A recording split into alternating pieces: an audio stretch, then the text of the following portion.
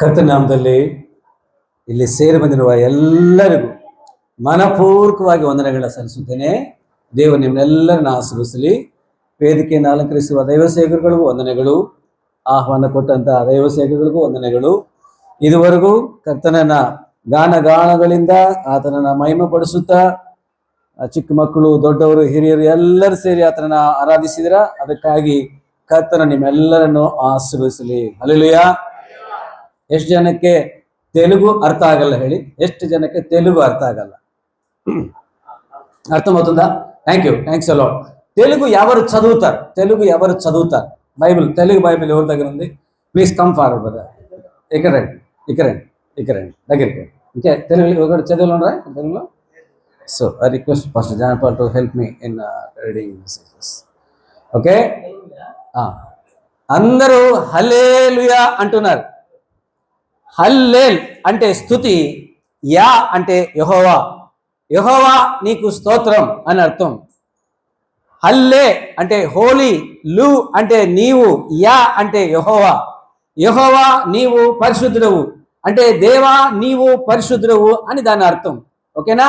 దేవుని నామమునకు స్తోత్రం. కాబట్టి మనము హల్లెలూయా అన్నప్పుడల్లా కూడా దేవా నీవు పరిశుద్ధుడవు, నీకు స్తోత్రము కలుగును గాక అన్నట్టుగా ఉంటుంది. అందుని బట్టి దేవుని నామానికి స్తోత్రం. ఎప్పుడు అనాలో, ఎంత అనాలో అంతవరకు మాత్రమే అని దేవుని నామాన్ని మహింపరుచుకుందాం. కన్నడలో, తెలుగులో అన్ని రకాలుగా చదువుతున్నారు, చాలా సంతోషం. మాది మాతృభాష తెలుగు, కానీ కన్నడ అని మాట్లాడతాం కనుక అయినా కూడా మాతృభాష నిరలకంగా మాట్లాడినట్టుగా కన్నడ మాట్లాడలేక పోతాం, తబ్బిబవుతుంది. ఎట్లా తబ్బిబవుతుందంటే, కాన్వెంట్లో చదువుకున్న ఆ భార్యను చేసుకున్నాడు ఒక ఆయన, సాఫ్ట్వేర్ ఇంజనీర్.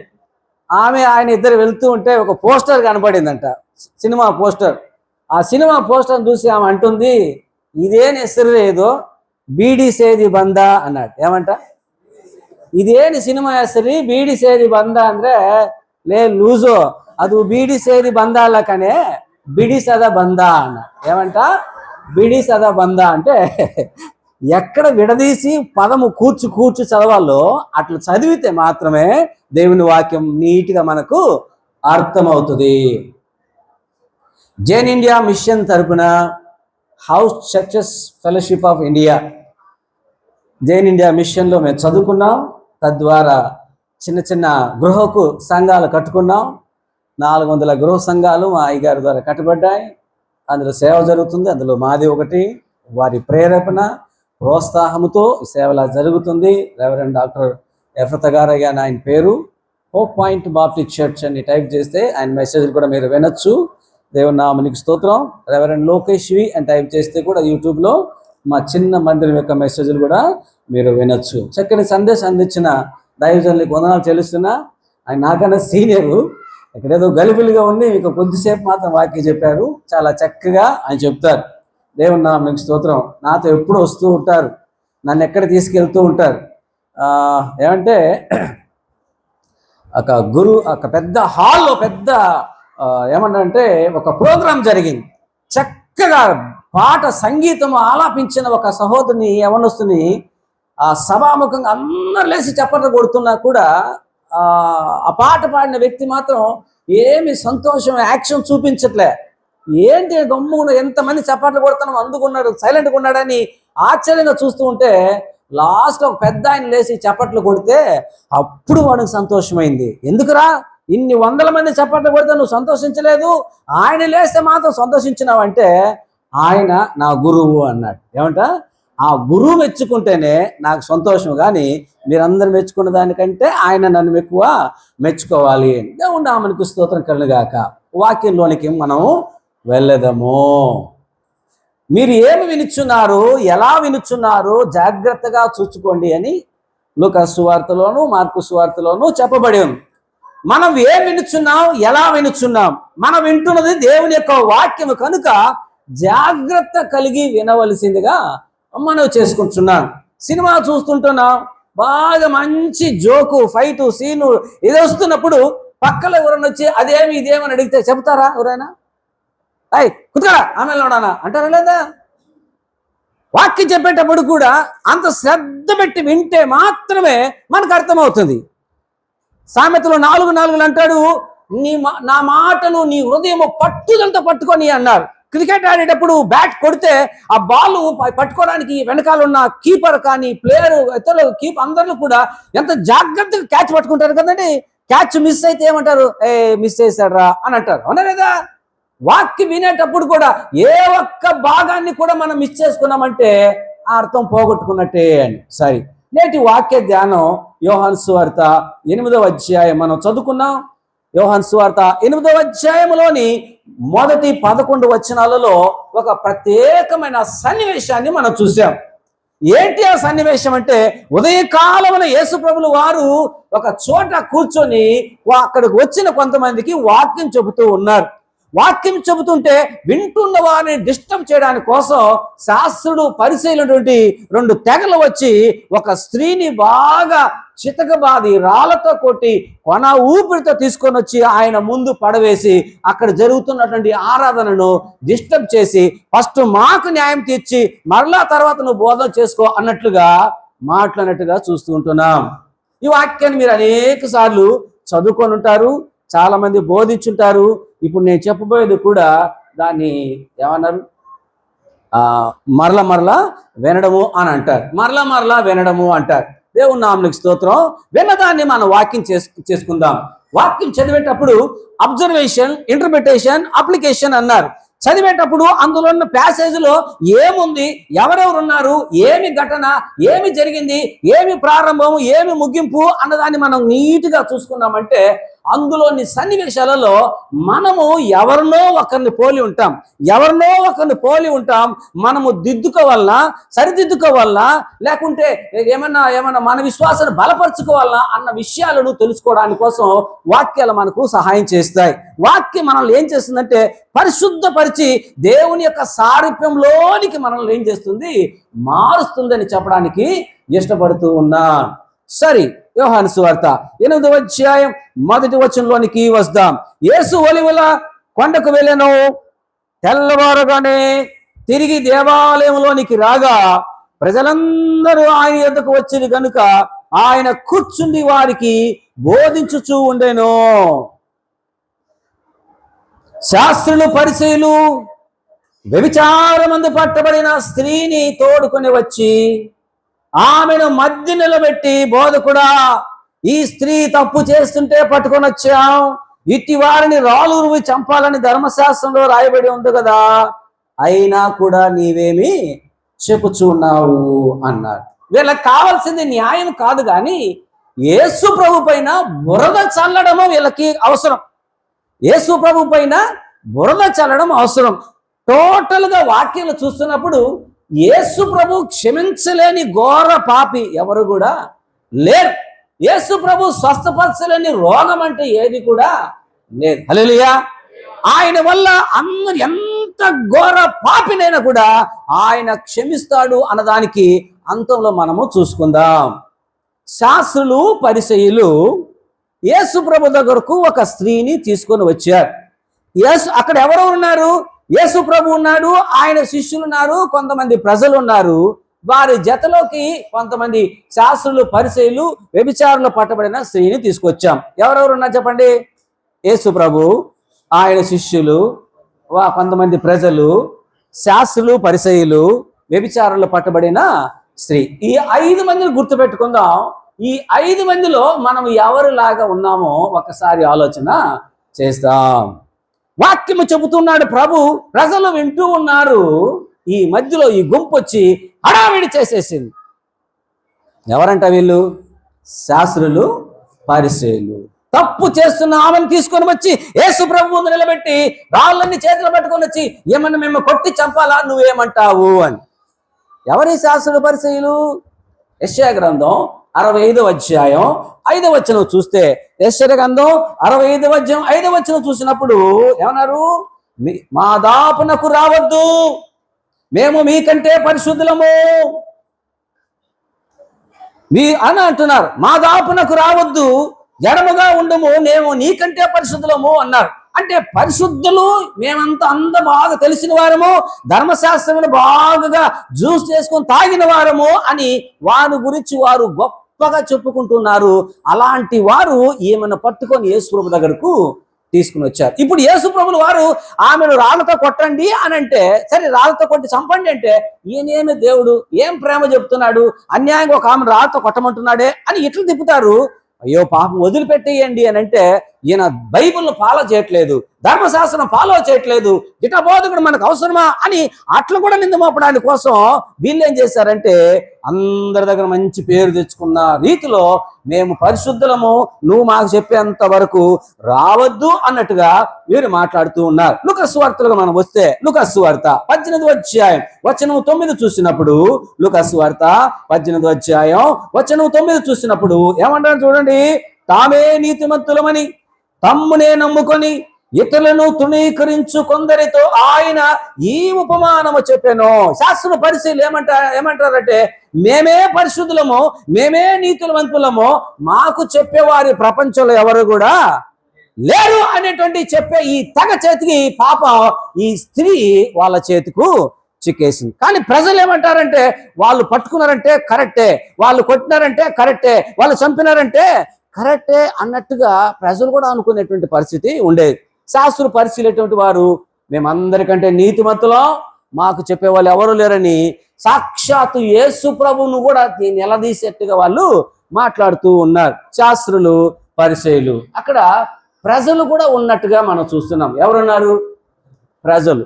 ప్రజలు ఏం చేస్తున్నారంటే, ఇప్పుడు యేసు ప్రభు ఆమెను కొట్టమంటాడా విడవమంటాడా?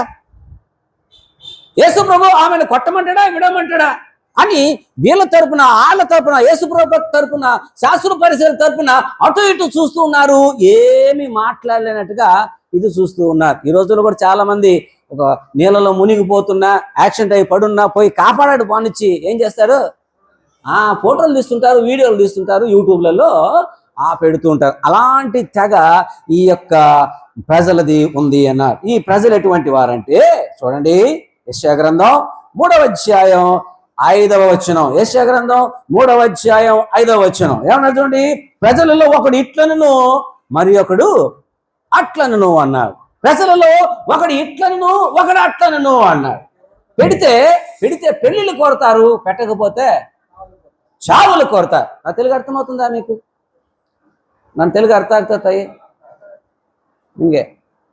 ಅವರು తెలుగు ಅರ್ಥ ಆಗ್ತಾ ಇದೆಯಾ? ಕೇಳಿಸ್ತಾಯ್ತಾ? ಮತ್ತೆ ಏನಿಲ್ಲ.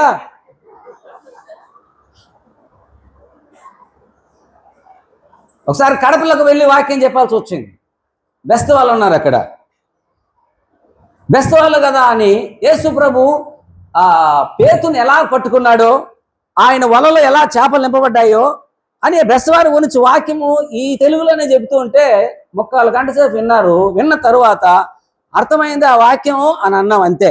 వాక్యం అర్థమైందా అంటే ఆ కడప బెస్త వాళ్ళు అన్నారు, ఏమిటానండి మీరు చెప్పుకొని పోతానన్నారు కానీ మాకు ఒక మొక్క కూడా అర్థం కాలేదేనండి. మీ మొక్కలు మాకు అంటే ఇప్పుడు గంట సేపు చెప్పింది మీకేం అర్థం కాలేదా అంటే, ఏమంటే మీ యాస వేరు మా యాస వేరు అన్నారు. ముందే చెప్పొచ్చు కదా యాస వేరు అని. నేను చెప్పేది అర్థమవుతుందా మీకు? దేవుని నామమునకు స్తోత్రం కలుగాక. అక్కడ ఉండే ప్రజల గుంపు ఎట్లాంటి వాళ్ళంటే, ఒకడు ఇట్లా అంటాడు, ఒకడు అట్లా అంటాడు అన్నారు. ఎట్లా అంటారు? యోహాను సువార్త 7వ అధ్యాయం 12వ వచనం చూద్దాం. యోహాను 7:12. మరియు జన సమూహములలో ఆయనను గూర్చి సనుగులు పుట్టెను. కొందరు ఆయన మంచివాడనేది, అయితే కొందరు కాడు, ఆయన ప్రజలను మోసపుచ్చుచున్నాడు అని అన్నారు. ఏమంట? యేసు ప్రభుని ప్రజలు ఏమంటున్నారు? లేదు, ఆయన మంచి, ఆయన కుష్ఠరోగులు బాగు చేశాడు, దయ్యాలు వెళ్ళగొట్టాడు, చనిపోయిన వాళ్ళని లేపినాడు, చెయ్యి ఊచ చేయగల వాళ్ళు బాగు చేశాడు అని అన్ని రకాల వాళ్ళు చూసింది చెబుతుంటే, లేదు లేదు లేదు, ఆయన ప్రజల్ని మోసం చేస్తున్నాడు. ఏం చేస్తున్నాడంట? అందరికి మంచిగా ఉండాలంటే అయ్యే పనులు కాదు. It is highly impossible to please everybody అన్నారు. అందరూ తృప్తిపరచాలంటే అయ్యే పనులే కాదు. ఇప్పుడు ఏమైనా రాళ్ళతో కొట్టమంటే వాళ్ళు తృప్తిపరిచినట్టు, వద్దు అంటే ఆమెను బాధపరిచినట్టు. కొట్టండి అని అంటే ఆమెను బాధపరిచినట్టు, వద్దంటే వీళ్ళు బాధపరిచినట్టుగా అవుతుంది. ప్రజలు ఎటువంటి వారంటే సపోర్ట్ చేయట్లే యేసు ప్రభుకు. ఇప్పుడు వీళ్ళు గెలుస్తారా ఆయన గెలుస్తారా అన్నట్టుగా చూస్తూ ఉన్నారు కదా. యేసు ప్రభు ద్వారా ఎన్ని మేలు పొందారు, ఎన్ని ఉపకారాలు పొందారు, ఎంత స్వస్థత పొందారు. 5 రొట్లు 2 చిన్న చేపలు అన్ని వేల మంది తిన్నారు కూడా. ఆఖరికి ఏం చేశారు? ఆయనను సిలువేయండి, సిలువేయండి, సిలువేయండి అని కేకలు పెట్టి గెలిచి యేసు ప్రభు సిలువకు ఎక్కించిన జనాంగం ప్రజలు. మీరు కూడా, నేను కూడా. కొన్ని సంఘాలలో అయ్యగారు పాటలు ఇస్తే వాళ్ళకు మంచోడు, వాక్యం చదవనిస్తే పాస్టర్ మంచోడు, వాళ్ళను అందరి ముందు పొగిడితే పాస్టర్ మంచోడు, లేకపోతే మంచోడు కాదు. అవును, అర్థమైందా? ఇప్పుడు ప్రజలు కొందరు అట్లను, కొందరు ఇట్లను, కొందరు ఆయన మంచివాడు అనేది, కొందరు కాదు ఆయన ప్రజలను మోసపరుస్తున్నారు అన్నాడు. మనము శాస్త్రం గురించి చూసాం, ఈ యొక్క ప్రజల గురించి చూస్తున్నాం. దేవుని నామమునకు స్తోత్రం కలుగుగాక. శిష్యుల గురించి కూడా మనం చూద్దాం. శిష్యులు ఎటువంటి వారంటే, యేసు ప్రభు ఎక్కడెక్కడ గొప్ప గొప్ప కార్యాలు చేస్తాడో, స్వస్థత కార్యాలు చేస్తాడో, అక్కడ ఆయన ముందు నిలబడి ఫోటో తీసుకోవడానికి మా గురువే, మేమే అన్నట్టుగా అందరి ముందుకు కనబడుతూ ఉంటారు. ఎప్పుడైతే యేసు ప్రభు పైన అటాక్ జరిగిందో, ఎప్పుడైతే యేసు ప్రభును పట్టుకొని సిలువకు తీసుకెళ్లారో, ఒక్కడ కూడా లేదు. వాళ్ళలో ఒకడైతే డబ్బు కోసం ఆయన ఏం చేసేసాడు? పట్టి చేసేసాడు. శిష్యులు అలాంటి వారు. వాళ్ళలో ఒకడు పెద్ద ఆయన, ఎప్పుడు ముందుండేవాడు పేతురు. ఆయన గుర్తించుతాడు, పాప నువ్వు యేసు ప్రభుతో పాటు ఉన్నవాడు కాదంటే, అమ్మ సాక్షిగా రాక ఆయనకి నాకు సంబంధమే లేదు. ఇలాంటి వాళ్ళు శిష్యులు. అర్థమవుతుందండి? శిష్యులు అట్టేటోళ్ళే, ప్రజలు అట్టేటోళ్ళే. పట్టుకొని వచ్చిన వాళ్ళు చూస్తే వాళ్ళు ఇంకా ఇల్లు మేమే ఇంక చూపుకోవాలా అన్నంతగా ఉన్నారు. మరి యేసు ప్రభు ఎటువంటి వాడు? హల్లెలూయా. యేసు ప్రభు ఎటువంటి వాడు? ఎవరైనా మత్తయి 1:21 ప్రకారం చూస్తుంటే, తన ప్రజలను వారి పాపముల నుంచి ఆయనే విడిపించును గనుక ఆయనకు యేసు అని పేరు పెట్టుదు. యేసు అంటే ఏమంట? పాపుల రక్షకుడు. ఆయన పాపుల రక్షకుడు. నిన్ను నన్ను పాపం నుంచి విడిపించడానికి, మనం చేసిన పాపమునకు క్రయధనముగా తన ప్రాణం పెట్టడానికి వచ్చాడు. ఆయన దృష్టిలో అందరూ ఒకటే. ఆయన నీతిమంతుడు. పై రూపము చూసి తీర్పు తీర్చేవాడు కాడు. అంతరంగమును ఎరిగినవాడు, ప్రతి వారి గుండె బరువుని ఎరిగినవాడు, వారి ముఖము చూసే ఎంత బాధలో ఉన్నవాడు ఎరిగినవాడు, తన వద్దకు వచ్చి వారిని ఏమాత్రం తోసివేసేవాడు కాడు. ప్రేమపూర్ణుడు. అటువంటి ఆయన దగ్గరకు ఏమని తీసుకొచ్చారు? తీర్పు ఇటు చెప్పినా తొందరే, అటు చెప్పినా. తెలుగులో ఒక సామెత ఉంది. ఏం సామెత? కరవమంటే కప్పకు కోపం, విడవమంటే పాము కోపం. నాకు అర్థమైంది, మీకు నా తెలుగు అర్థం కాలేదు. అర్థమైందా? సామెత విన్నారా? కప్పను పాము పట్టుకోంది, విడిచిపెట్టి అంటే మరి మేమేం తిని బతకాలా అంటది. ఏది? పాము. సరే తిను అంటే కప్పకు కూడా పాపం వస్తుంది. ఏదో కాపాడుతామని అరిస్తే తిను అని నువ్వే ప్రోత్సహిస్తున్నారు, ఏమన్నా బాగుందా? అర్థమవుతండి? అలాంటి పరిస్థితుల్లో ఏమని తీసుకుని అక్కడ పెట్టారు. ఇప్పుడు ఏమన్నా ధర్మశాస్త్రం ప్రకారం రాళ్ళతో కొట్టి చంపాలని రాసి ఉంది. నువ్వేమంటావు అని అందరి ముందర నిలబడి ఉన్నారు. అదేమో రాత్రి జరుగుద్ది కదా పండుగ. ఒక రాత్రి అంతా జాగరణ చేయాలి కదా. ఆ జాగరణ చేసేటప్పుడు ఒక ఏరియాలో ఇస్పీట్ ఆకులు ఆడుతూ ఉన్నారు. 2 తెగలు, 2 గుంపులు వారు ఇస్పీట్ ఆకులు ఆడుతూ ఉన్నారు. ఇస్పీట్ ఆటలు ఆడుతూ ఏదో ఒక గుంపు మోసం చేస్తుంది. అంటే ఆ కార్డులలో మోసం చేసి వాళ్ళు గెలుస్తున్నారు, వీళ్ళు ఓడుతున్నారు. దానివల్ల ఆ మోసం చేస్తున్న వారిని పట్టేశాడు ఒకడు. పట్టి ఇద్దరు వాగ్విధాలు జరిగి జగడాలయ్యి, ఆ గుంపుకు ఈ గుంపుకు జగడాలయ్యి, ఏమంటారు సోడా బాటలు కూడా పగల కొట్టుకొని ఒకరినొకరు గాయపరుచుకుంటే పోలీస్ కేసు వరకు అయింది. పోలీసు వాళ్ళు తీసుకెళ్లారు.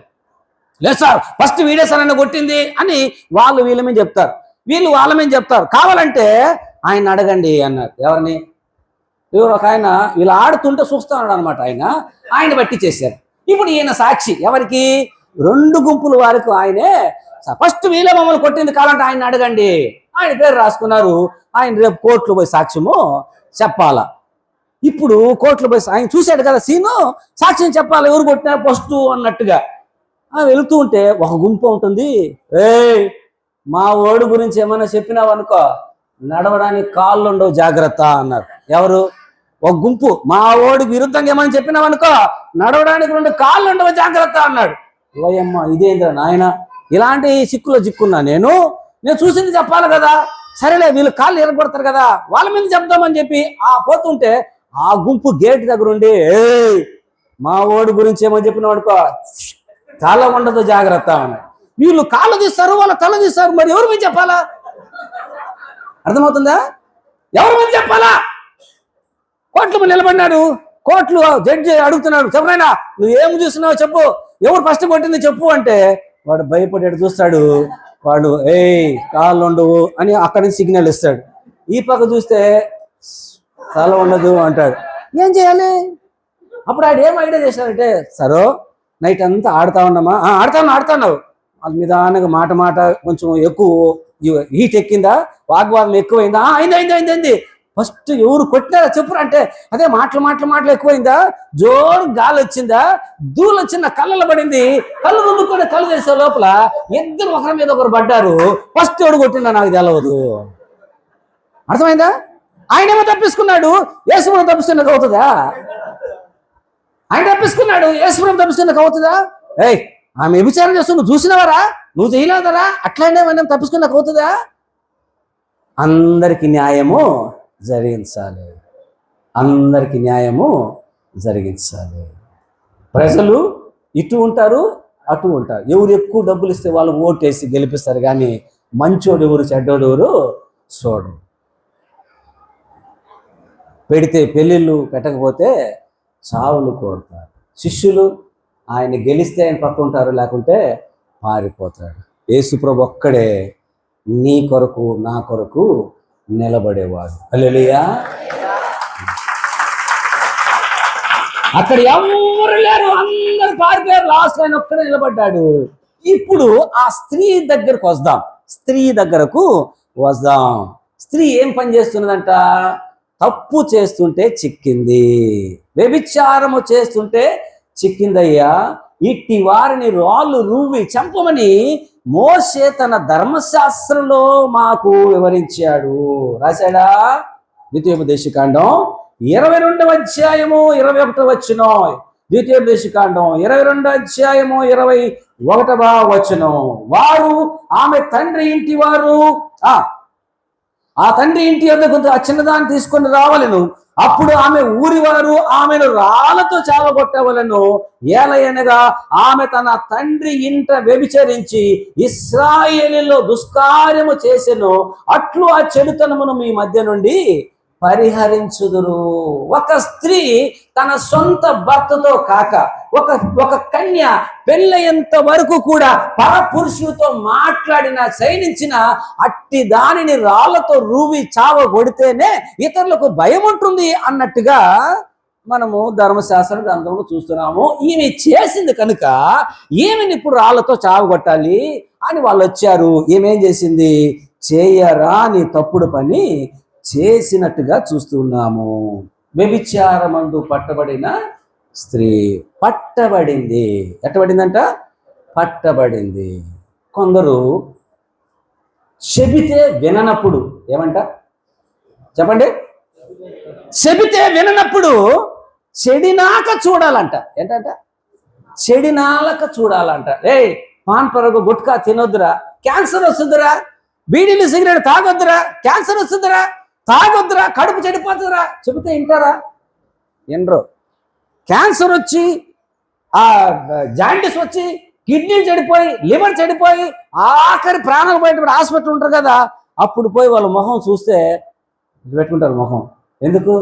ఈయన అప్పుడు చెప్పాడు, నేను వినలే, నేను తెచ్చుకున్నాను అనేది సిగ్గుతో తల వంచుకుంటారు. తప్పు చెయ్యొద్దు అని 100కి 150 సార్లు చెబుతుంటే కొంతమందికి అర్థమే కాదు. దొంగతనం చేయొద్దురా, చేస్తూనే ఉంటాడు. ఒక దొంగను పట్టుకున్నారు పోలీసులు, కోర్టులో నిలబెట్టారు. ఆ కోర్టులో నిలబెట్టిన తర్వాత ఆ దొంగను చూసినటువంటి జడ్జి ఏం చేశాడంటే, తీర్పు ఇచ్చి నాకన్నా సిగ్గు లేదు, దొంగతనం చేసి నీకు కూడా సిగ్గు లేదు, ఎన్నిసార్లు దొంగతనం చేస్తావరా, సిగ్గు లేదా నిలబడడానికి అని ఈ జడ్జి అందరి ముందు ఆ కటకటల మీద నిలబడిన వాడిని తిడితే వాడేమంటాడు తెలిసిన? భలేవాడు కదా సార్, ఎవరిని? జడ్జిని అంటున్నాడు. భలేవాడు కదా నువ్వు, మా వల్ల కదా మీరందరూ బతికేది అన్నాడు. ఎవరంట? దొంగ వల్ల జడ్జు, లాయర్లు, పోలీసులు అందరు బతుకుతున్నారంట. ఈ మాటకు జడ్జి కోపం రావాలి కదా, కోపం రాలా. ఒక నవ్వు నవ్వి ఎట్లా చెప్పురా అన్నాడు. అప్పుడు వాడు అంటున్నాడు, మేమే కనుక దొంగతనం చేయలేదనుకో మమ్మల్ని పట్టుకున్న పని పోలీసు వాళ్ళకే. మేము దొంగతనం చేయాలంటే పోలీసు వాళ్ళకి పని ఉండదు. మమ్మల్ని పట్టుకొని వచ్చిన తర్వాత వాదించలేక లాయర్లకు పని ఉండదు. వాదించినాక తీర్పిచ్చే పని మీకు ఉండదు. తీర్పిచ్చిన తర్వాత జైల్లో పెడితే జైల్లో మాకు భోజనం పెట్టే పని వాళ్ళకు ఉండదు, వాళ్ళకందరికి ఉండదు. కాబట్టి మేము తప్పు చేసి మీకు అందరికి జీతాలు చూపిస్తాం.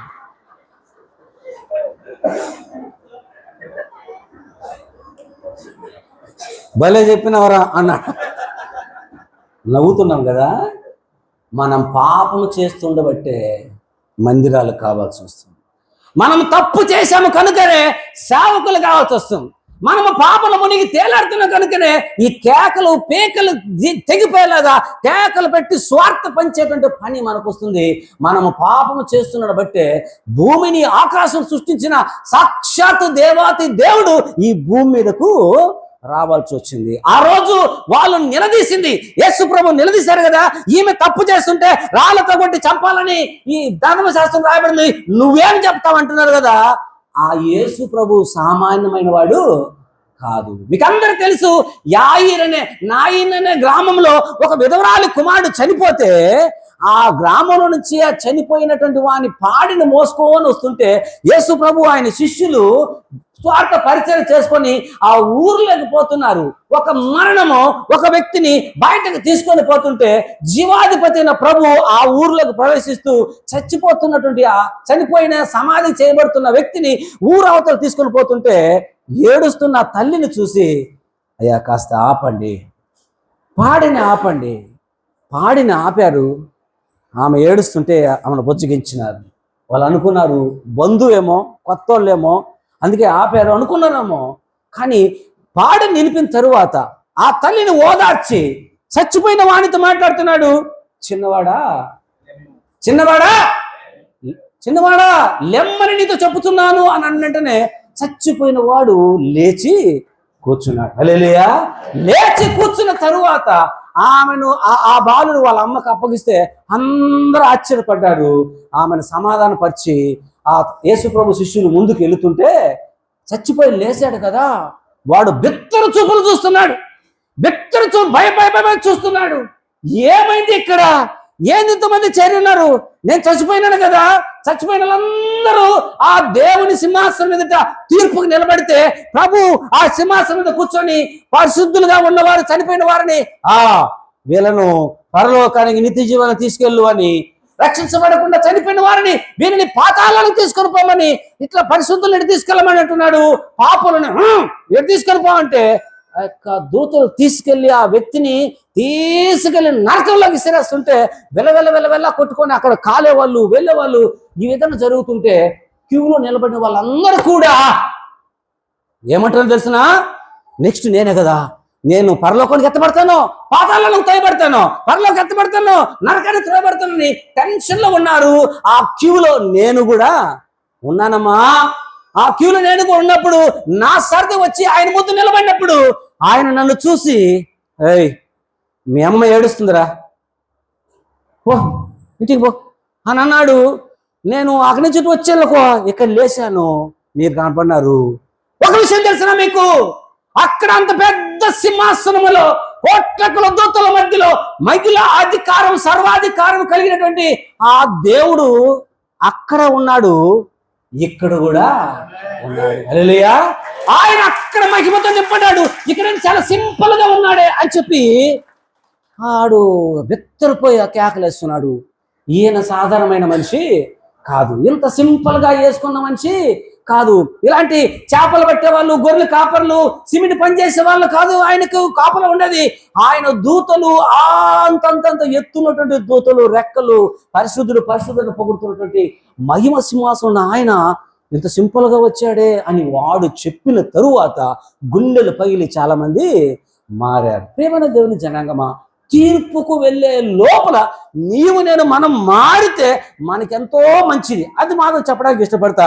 ఈమె ఎంత అదృష్టవంతురాలంటే, ఎవరు? ఈ వ్యభిచారంలో పట్టబడిన ఈ స్త్రీ ఎంత అదృష్టవంతురాలంటే, ఆ రోజు యేసు ప్రభు ఉండబట్టి కుక్క చావు ఆమెకు తప్పింది. వ్యభిచారంలో పట్టబడిన స్త్రీ దేవుడిచ్చిన 10 ఆజ్ఞలో 7వ ఆజ్ఞను ఆమె మీరింది. మనము నిర్గమకాండం 20 అధ్యాయంలో వెళితే దేవుడిచ్చిన 10 ఆజ్ఞలు, ఆయన చేతులారా రాసిన 10 ఆజ్ఞలు అందులో ఉన్నాయి. ఆ 10 ఆజ్ఞల్లో 7వ ఆజ్ఞను ఏముంది? వ్యభిచరించకూడదు అని చేశారు. చాలా మంది ఏం వ్యభిచారం చేసింది, దొంగతనం చేసేవాళ్ళు ఉన్నారు, హత్య చేసేవాళ్ళు ఉన్నారు, అబద్ధ సాక్ష్యం చెప్పేవాళ్ళు ఉన్నారు, వేరే వాళ్ళది ఆశించే వాళ్ళు ఉన్నారు, ఎన్నో రీతిలుగా ఒక్కొక్క రీతిగా తప్పులు చేసేవాళ్ళు ఉన్నారని మనందరికీ తెలుసు. అదే ఆయనంత తాగిడిపోతూ కాదు, నేను ఎప్పుడో కొంచెం తాగుతాను, ఇంట్లో తెచ్చుకొని తాగుతాను అంటే అడికే కద్దరు కళ్ళ ఇవన్నీ రావా? ಅಡಿಗೆ ಕದ್ದರು ಕಳ್ಳ, ಆಣೆ ಕದ್ದರು ಕಳ್ಳ. 1 ಸತಿ ಕುಡಿದ್ರು ಕುಡ್ಕಾನೆ, 10 ಸತಿ ಕುಡಿದ್ರು ಒಬ್ಬನ ಹತ್ರ ಒಬ್ಬನ ಹತ್ರ ಮಾತಾಡಿದ್ರು ಅವನು ವ್ಯಭಿಚಾರಿ, 10 ಜನರ ಹತ್ರ ಮಾತಾಡಿದ್ರು ಅವನು ವ್ಯಭಿಚಾರಿ. 1 ಸಲ తప్పు ಮಾಡಿದ್ರು తప్పే, 10 సతి ಮಾಡಿದ್ರು తప్పే. మనం చాలా తప్పులు చేస్తూ ఉంటాం, దిద్దుకోం. ఎందుకు తెలుసునా? ప్రసంగి పుస్తకం 8వ అధ్యాయం, ప్రసంగి పుస్తకం 8వ అధ్యాయం 11-12 వచనాలు ఏమన్నా చూడండి. దుష్క్రియకు తగిన శిక్ష శీఘ్రముగా కలుగకపోవట చూచి మనుష్యులు భయము విడిచి హృదయపూర్వకముగా దుష్క్రియలు చేయుదురు. ఏదైనా తప్పు చేస్తే వెంటనే శిక్ష వస్తే, కరెంటు పట్టుకున్నాం అనుకోండి, షాక్ కొడితే మళ్ళీ పట్టుకుంటారా? కోతి ఆ 2 వైర్ల మీద అటు ఇటు ఎగురుతుంది. ఏ వైర్లో కరెంట్ ఉంటుందో దాన్ని పట్టుకున్న తర్వాత షాక్ కొడితే దబంగా అక్కడ నువ్వు పట్టుకున్నప్పుడే షాక్ కొట్టినప్పుడైతే, ఒక దమ్ము పిలిచినప్పుడే నీ దొమ్మలు పట్టుకొని ఉంటే, ఒక దొంగతనం చేసినప్పుడే నీ చెయ్యి నరుకుంటే, ఒక తప్పు చేసినప్పుడే నీ రాళ్ళతో కొట్టుంటే, ఒక తాగినప్పుడే నీకు లివర్ క్యాన్సర్ వచ్చింటే మళ్ళా దాని జోలికి పోయేవాళ్ళం కాదు. ఏమవుతుంది? మనం ఎవరు పట్టుకోలే, మనం చేసేది ఎవరికి తెలవదులే, మనం దొంగలించేది ఎవరో తెలియదు, వ్యభిచరించేది ఎవరో తెలియదు, అబద్ధం చెప్పేది ఎవరో తెలియదు, తాగేది ఎవరో తెలియదు, ఈ ఊర్లో కాదు వేరే ఊర్లో అని ఎక్కడెక్కడో చేసి తిరుగుతూ ఉంటాం కదా. బైబిల్ ఏమంటుంది? అదే ప్రసంగి పుస్తకం 9వ అధ్యాయం 12వ వచనం చూద్దాం. ప్రసంగి 9:12. తమ కాలం ఎప్పుడు వచ్చునో నరులు ఎరుగరు, చేపలు బాధకరమైన వల యందు చిక్కుబడినట్లు, పెట్టెలు వలలో పట్టుబడినట్లు అశుభ కాలమున హఠాత్తుగా తమకు చేతు కలుగునప్పుడు వారు కూడా చిక్కుబడుదురు. అర్థమవుతుందా? చేప చిన్నదే పెరుగుతూ ఉంటుంది, ఇంత లావున అవుతుంది, ఎల్లకాలం ఇట్లే ఉంటుంది అనుకుంటుందా? ఏ రోజున వలలో పడద్దో దానికి తెలవదు, పక్షి ఎప్పుడు ఉరిలో పడుతుందో దానికి కూడా తెలవదు, జింక ఎప్పుడు పులికి చిక్కుతుందో దానికి తెలవదు కదా, కప్ప పాముకి ఎప్పుడు దొరకదో దానికి కూడా తెలవదు. అశుభ కాలమున టైం బ్యాడ్ అయినప్పుడు ఏమవుతుందంట? టైం బాగలేనప్పుడు వాళ్ళు కూడా చిక్కుబడతారు. ఏ దొంగైనా శాశ్వతంగా తప్పించబడ్డా? వీరప్పనటువంటి మహా గజ దొంగ కూడా ఏదో ఒక రోజున చిక్కాడు, అన్యాయంగా చనిపోయాడు. అశుభ కాలమున ఈ స్త్రీ ఎంత కాలం నుంచి తప్పు చేసుకుంటూ వస్తుందో తెలవదు, ఎన్ని కుటుంబాలకు నిప్పంటించిందో తెలవదు, ఎంతమంది పురుషులను లోపరుచుకుందో తెలవదు. కానీ ఒకరోజు ఆమె చిక్కున్నది, ఈడ్చుకొని రాబడింది. వీరంతా చూస్తున్నారు, అందరూ చూస్తున్నారు. ఆమెకు ఎంత అవమానమో, ఆమె తల్లిదండ్రులకు, తోబుట్టులకు, పిల్లలకు ఎంత అవమానమో అంతా ఇంత కాదు. ఆమెకు ఇక్కడ అవమానం, కానీ మనకైతే మనము రక్షణ పొందకుండా, క్షమించబడకుండా, పాపమును ఒప్పుకోకుండా, విడిచిపెట్టకుండా చచ్చిపోతే ఏమవుతుందో తెలిసిన? దానియేలు గ్రంథం 12వ అధ్యాయం,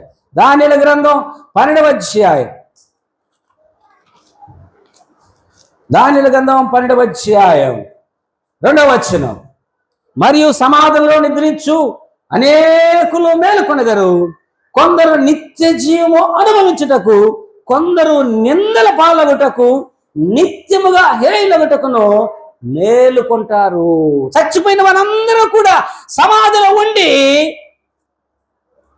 తీర్పు దినములో అందరూ ఆయన ఎదుట నిలబడినప్పుడు గ్రంథాలు విప్పబడతాయి. ఆ గ్రంథాలు విప్పబడినప్పుడు గ్రంథములో ఏమైతే రాయబడిందో దాని ప్రకారము తీర్పు జరుగుతుంది. హల్లెలూయా. వారి క్రియలు వారి వెంట వెళ్ళును. ఈ మాట చదివారా? వారి క్రియలు వారి వెంట వెళ్ళును. చనిపోయిన వారి వెంట వాళ్ళ క్రియలు వెళ్ళును. గ్రంథాలు అని రాయబడ్డాయి. నా మాట బాగా అర్థం చేసుకోండి. గ్రంథాలు విప్పబడతాయి అని అన్నారు. కోర్టులో జడ్జి ఆయన కూర్చున్నప్పుడు ముద్దాయిని అక్కడ నిలబెడితే ఆడికి సంబంధించినటువంటి కేసు ఫైల్ను ఆయన ముందర పెడతారు. ఆ ఫైల్ను ఆయన ఓపెన్ చేస్తే ఫలానా పేరు, ఫలానా పేరు, ఫలానా ఆయన కొడుకు, ఎంత వయసు, ఏమి నేరం, ఆయన చేసిన నేరాలన్నీ లిస్ట్ వేస్తే ఆ లిస్టు ప్రకారం జడ్జి తీర్పు ఇస్తాడు. రేపు మీరు మనం కూడా చనిపోయిన తరువాత దేవుని ముందు తీర్పుకు నిలబడినప్పుడు మన గ్రంథాలు కూడా తెరవబడతాయి. అప్పుడు నిత్యము హేయులగుటకు మేలుకుంటాం, అక్కడ అవమానం అవుతాం. కానీ ఈమె మాత్రం తాత్కాలికంగా ఆ ఏరియాలో మాత్రం అవమాన పాలైంది. కానీ మనమైతే రక్షణ పొందకుండా ఈ లోకం విడిచిపెట్టామనుకో, నిత్యము హేయులగుటకు, నరకపాతులవుటకు అవకాశం ఉంది. కాబట్టి బతికుండగానే మనం మన జీవితాలు మార్చుకోవాలి. స్పెయిన్ దేశం అనేటువంటి దేశంలో అక్కడ ఉన్నటువంటి క్రైస్తవులలో ఒక ప్రత్యేకమైన విశ్వాసం ఉంది. ఏంటి ఆ విశ్వాసం అంటే, ప్రతి విశ్వాసి యొక్క భుజాల పైన 2 దేవదూతలు ఉంటారంట. 2, పిడి పక్క ఒకరు, ఎడం పక్క ఒకరు. కుడి పక్క ఒక దూత, ఎడం పక్క ఒక దూత. 2 తమ చేతులలో గ్రంథాలు పెట్టుకొని ఉంటారంట. ఆ విశ్వాసి మంచి కార్యాలు చేస్తే, ఆ కార్యాల ద్వారా దేవుణ్ణి మహిమపరిస్తే, ఆ దూత వెంటనే రాసి, ఇదో ఈ బిడ్డ ప్రార్థన చేశాడు ఈ టైంలో, ఈ బిడ్డ సువార్త చేశాడు, ఇదో ఈ బిడ్డ 10 మందికి సహాయం చేశాడు, ఇదో అన్నం పెట్టాడు, నీళ్ళు ఇచ్చాడు, సహాయం చేశాడు, ఇదో అని ఒక మనిషిని ప్రభువులోకి మార్చాడని మంచి విషయాలు రాసి సీలు కొట్టేస్తుంది అన్నమాట. సీలు కొట్టేస్తాడు. ఎడం పక్కన దూత మాత్రం ఆ విశ్వాసి, ఆ వ్యక్తి ఏమైనా తప్పు చేస్తే, అది అబద్ధం ఆడా, చూడరానిది చూశాడా, చెయ్యరాని చేశాడా, తినకూడనిది తాగకూడదు తిన్నాడా, తాగాడా, అది కూడా రాసి పెట్టేస్తాడు. అది కూడా రాసి పెట్టేస్తాడు. సీలేడు, క్లోజ్ చేయడు. ఎత్తపడకు, రాత్రి పడుకునేంత వరకు, రాత్రి 12 గంటలకు మొబైల్ చూసి చూసి చూసి పడుకుంటారు కదా, అంతవరకు ఓపిక ఎదురు చూస్తుంటాడు దూత. అప్పుడు పడుకుంటాం. నిద్రపోయేట ముందు ప్రతి ఒక్కరు ప్రార్థన చేస్తారా? నైట్ పడుకునేప్పుడు ఎంతమంది ప్రార్థన చేస్తారు పడుకునే ముందు? నా మాటలు మీకు ఒక్కటి కూడా అర్థం కాదు. రాత్రి మలుకులకు ముంచేసిన ప్రార్థన ಮಾಡ್ತಾರ ಕೈ ಎತ್ತಿ. ಇವರೆಲ್ಲ ಪ್ರಾರ್ಥನೆ ಮಾಡೋದಲ್ಲ. Okay, very good. మనము ప్రార్థన చేసేటప్పుడు ప్రభువా పొద్దున ఎవరినో తిట్టానయ్యా, సారీ ప్రభువా, ఇదో పొద్దున ఎవరిదో వస్తువు తీసుకొచ్చుకున్నాను ప్రభువా, సారీ ప్రభా ఇచ్చేస్తానయ్యా, ఇదిగో వాళ్ళ గురించి వాళ్ళ అన్న మాటలు తీసుకుని ఇక్కడ చెప్పి 2కి జడాలు పెట్టాను ప్రభా, నా వల్ల పొరపాటు అయింది ప్రభా, నన్ను క్షమించేయని మనము చేసిన తప్పులు పొరపాట్లన్నీ జ్ఞాపకం చేసుకొని రాత్రి పడుకునే ముందు క్షమాపణ అడిగితే ఆ దూత కన్నీళ్లు తుడుచుకొని ఆ రాసిండది కొట్టేస్తాడంట. అలాగ ఒప్పుకోకుండా పడుకున్నామనుకోండి, ఆ రోజు అకౌంట్ క్లోజ్. రేపు తీర్పులో ఆ అకౌంట్ ఓపెన్ అవుతుంది. అప్పుడు మనం లెక్క చెప్పాల్సి వస్తుంది. అప్పుడు చాలా అవమాన పాలు అవుతాము. కాబట్టి దేవుని జనాంగమా, తప్పు చేస్తుంటే తగిన శిక్ష వెంటనే కలగలేదని ఇష్టానుసారంగా చేయడం మంచిది కాదు. తిని తాగి మనిషి శరీరం ఎంత వరకు అతన్ని పాడు చేస్తుందో, దేవుని పరిశుద్ధ ఆలయముగా ఉండవలసిన ఈ దేహానికి చెత్త చెదారమంతా నోట్లో తినబెట్టి శరీరం పాడు చేస్తారు కదా. పాన్పర, గుట్కా, కేని, సిగరెట్లు, ఏమేమో సారాయి, బీది, బ్యాందులు అన్ని తాగి శరీరం పాడు చేస్తారు కదా. వాళ్ళందరూ కూడా దేవునికి ఒక రోజు లెక్క చెప్పాల్సి వస్తుంది. ఏమను తీసుకొచ్చి నిలబెట్టారు, రాళ్ళతో కొట్టాలని. ఆమెకు కాసింత ఆలోచన చేయాల్సి ఉంది. అరే నేను చేసే ఈ తప్పు రేపు బయటకు చిక్కేసుకున్నామంటే నా తల్లిదండ్రులు నా పిల్లలు తలెత్తి తిరగలేరు కదా. దొంగ కుటుంబానికి ఎవరైనా అమ్మాయిని ఇస్తారా, చేసుకుంటారా?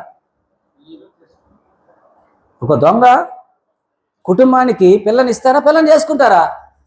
ఒక వ్యభిచారింటికి పిల్లని ఇస్తారా, చేసుకుంటారా? ఒక మోసగారింటికి పిల్లని ఇస్తారా, చేసుకుంటారా? చేసుకోరుగా. నా దగ్గరికి ఒక తల్లి వచ్చి ఒక సహోదరులు చెప్తుంది, నాకు తల్లి వచ్చి చెప్తుంది, అయ్యా నా కొడుకు పలానామ కుమార్తెను ప్రేమిస్తున్నాడయ్యా, ఆవిడ నీసే సస్తానంటున్నాడయ్యా. సరే ఇచ్చి పెళ్లి చేయొచ్చు కదమ్మా అంటే, అటు కాదయ్యా, ఆమె ఇట్లాడిదయ్యా, ఆమె భర్త చచ్చిపోతే ఇట్లా తిరుగుతుందయ్యా, ఈ విధంగా చాలా చెడ్డ పేరుందయ్యా. తల్లి ఎట్టదో బిడ్డ అట్టిదే అంటది కదయ్యా వాక్యము, ఆమె ఎట్టాడితో బిడ్డ కూడా అట్టడిది కదయ్యా, ఎడన్నా తల్లెత్తి తిరిగక అవుతుందయ్యా అని అంటే నా గుండె జల్లు మనది. అరే తల్లి చేసే తప్పు పిల్లల మీదకి ఎట్లా పడుతుంది కదా. ఆమె తాత్కాలికంగా 5 నిమిషాల సుఖం కోసం శాశ్వతమైన శాపం పిల్లల మీద తెస్తుంది. కాసంత కూడా ఆలోచన చేయలేదే. కష్టపడి సంపాదిస్తే 1000 రూపాయలు వస్తుంది, కానీ దొంగులించి 10,000 సంపాదించిన అది ఆశీర్వాదం కాదే. ఎందుకు ఇటు చేస్తున్నారు? మనం చేసే తప్పు మన పిల్లలపైన అంత ప్రభావం పేరుతుందని దేవుని వాక్యం వల్ల కొద్దీ చెప్తుంది. వాక్యమైన చెప్తుంది. ఏమి చెప్తున్నా? తల్లిదండ్రులు చేసేటువంటి ద్రోహ కార్యాలను వారి పిల్లల ఒడిలో వేయడానికి ఎత్తిపెట్టి ఉంటాడు అన్న. అందుకే మనం ప్రతిరోజు మన పిల్లల కోసం ఆయన వైపు చేతులు చేస్తాడు. ప్రభువా, యవనంలో ఉడుకు రక్తంలో ఏదో అహంకారంలో ఎలాగో అన్యాయంగా మాట్లాడాను, అన్యాయంగా నడుచుకున్నాను, నా లోపదోషాలు నా పిల్లల మీద పడకుండా కాపాడయ్యా. వాళ్ళకి ఆస్తిపాస్తులు నేను చేసి ఎత్తిపెట్టలేదు ప్రభా, వాళ్ళకు మేలు చేయి ప్రభా, దయచేసి నా పాప దోషాలు మా పిల్లల మీద వేయకు అని అడగాలి. అడుగుతున్నామా? అడగట్లేదే. యోబు అయితే అంత ఆస్తిపరుడు ఏం చేశాడు? ప్రతిరోజు పిల్లల కోసం ఆయన దేవునికి బలి అర్పించి ప్రార్థన చేశాడు. ప్రభువా, మా అబ్బ సంపాదించినాడులే అని వీళ్ళు విచ్చలవిగా డబ్బు ఖర్చు పెట్టుంటే, వాళ్ళు ఆ డబ్బుతో ఎలాగలాగా నడుచుకుంటే దయచేసి వారిని క్షమించాయని రోజు ఆ పిల్లల కోసం ఆయన ప్రార్థన చేసేవాడు. ఒక చోట వాక్యం చెప్తూ ఉన్నాం. వాక్యం చెప్పి అయ్యగారు ఏం చేశారంటే, ఆ వాక్యం చెప్పిన తర్వాత మీ హృదయాలను ప్రభుకి ఇస్తామని సమర్పించుకున్న వారు యవనస్తులు ఎవరైనా పెద్దలు ఉన్నారో అందరు చేతులు ఎత్తానంటే చాలా మంది చేతులు ఎత్తారు. వాళ్ళల్లో యవనస్తులందరూ ముందుకు వచ్చారు. నేను ఎగమేట ప్రభు కోసం పరిశుద్ధులుగా ఉంటా, ప్రభు కోసం పరిశుద్ధంగా ఉంటా, సేవ చేస్తారని చాలా మంది ముందుకు వస్తుంటే అయ్యగారు దేవునికి స్తోత్రం చెబుతూ ఉన్నారు. చాలా మంది పిల్లలు వస్తూ ఉన్నారు. అందులో ఒక పెద్ద సావుకారి ఆయన కుమార్తె పక్కన నుండి ఆ పడ్డ కూడా లేచి వస్తా ఉంది. ముందరకు వచ్చి ప్రభును సొంత రక్షణగా అంగీకరించి పరిశుద్ధంగా జీవించడానికి కోసం ముందుకు వస్తుంటే వాళ్ళ నాన్న ఆ పాపను ఆపి, నువ్వు ఉండమ్మా, వాళ్ళు పేదళ్ళు, తినడానికి లేని వాళ్ళు పోతాడులే, మనకు బాగా డబ్బు ఉంది, బాగా లగ్జరీగా సంతోషంగా ఈ జీవితంలో కాకుండా ఎప్పుడు మనం సంతోషంగా ఉండేకవుతుంది అని చెప్పి ఆ పాపను వెళ్ళనీలే. చాలా మంది వెళ్ళారు, ఆ రోజు మారారు, బాప్తిసం తీసుకున్నారు, ప్రతి వారం మందిరానికి వచ్చి సేవలో పాల్గొంటూ పరిశుద్ధంగా జీవిస్తున్నారు. కానీ ఈ యవ్వన బిడ్డకు వాళ్ళ నాన్న చేసిన పనికిమాలిన పని ఏంటంటే 2 డెబిట్ కార్డులు, 1 క్రెడిట్ కార్డు ఇచ్చి లక్షలు అందులో ఆ బ్యాంకులో పెట్టి, నీకు ఏమి కావాలో కోరుకమ్మా, మన ఇంటి గౌరవానికి తగినట్టుగా నువ్వేం చేయాలి, బతకాలి, మన ఇంటి గౌరవానికి తగినట్టుగా నువ్వు బతకాలి, ఏమి కావాలో తీసుకో అంటే ఐఫోన్లు 2, ల్యాప్టాప్లు 2, 1 స్కూటరు, రకరకాల డ్రెస్సులు తీసుకొని నానా రీతిలుగా ఆ కోతి వేషాలు వేసుకుంటూ అస్తమాన మొబైల్లో చాట్ చేసుకుంటా, ఫేస్బుక్లోను ఇన్స్టాగ్రామ్లోను అందరితో కలిసి 6-7 నెలలు కాలేజ్ కూడా మాని ఉత్తొత్తులతంతా కూడా సహవాసం చేసి ఆ ల్యాప్టాప్లో చూస్తూ మొబైల్లో చూస్తూ కళ్ళకు క్యాన్సర్ వచ్చి, ఆ కళ్ళ క్యాన్సర్ ద్వారా బ్రెయిన్ డ్యామేజ్ అయ్యి కాళ్ళు చేతులు ఏం పని చేయక మరణానికి పాత్రలై పడుకోను, ఐసీయూలో పడుకోను, క్షణాలు లెక్కేస్తున్న పరిస్థితి. ఇంకాసేపటికి చచ్చిపోతుందని ఆ యొక్క పల్స్ రేటు చూపిస్తూ ఉంది. కాబట్టి ఆ ఐసీయూలోకి వాళ్ళ నాన్నను అలో చేశారు. వాళ్ళ నాన్న ఆ పాప పక్కలో కూర్చొని ఉన్నాడు. నా బిడ్డ నా ఆస్తి అంతా అనుభవిస్తుందని, నా బిడ్డ నా ఆస్తి అంతా అనుభవిస్తుంది అనుకుంటే ఇలాగ మరణానికి గురైపోయింది ఎంత చిన్న వయసులో అని వాళ్ళ నాన్న బాధపడుతూ ఉంటే, ఆ పాప నా మాట వింటున్నారా, ఆ పాప అంటుంది, నాన్న కొన్ని నీళ్ళు ఇస్తారా తాగేకి అన్న. ఇది పడుకోనే, నానా ఆర్యుదే ఉన్నావా, కళ్ళు కనపడగా ఉన్నావా అంటే ఉన్నాడమ్మా, కొన్ని నీళ్లు తాపు నాయన. గబగబ వెళ్ళాడు, ఆ ఫిల్టర్లో నీళ్ళు తీసుకుని వచ్చాడు. నోరు తెరువమ్మా, నోరు తెరిసింది. అలాగ గుటికలు పోస్తే అట్లా తాగింది. తాగిన తర్వాత ఆ పాప అన్న మాట ఏం తెలిసిన, ఎక్కడైతే నీటి చుక్క కూడా దొరకదో అలాంటి స్థలానికి, ఆ నరకానికి పోవడానికి నువ్వు కారణమైన నాయన.